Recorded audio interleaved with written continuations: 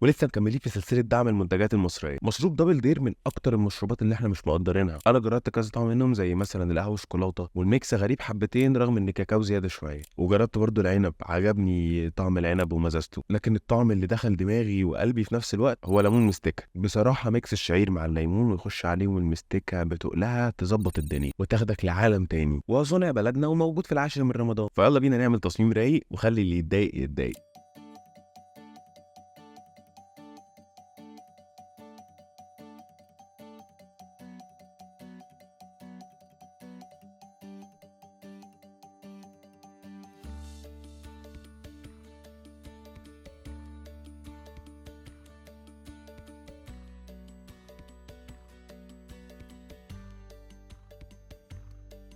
وده كان شكل التصميم النهائي، يا رب يكون عجبكم. واحب افكركم ان اي براند مصري عايز يعلن عن المنتج بتاعه انا مستعد جدا. سلام.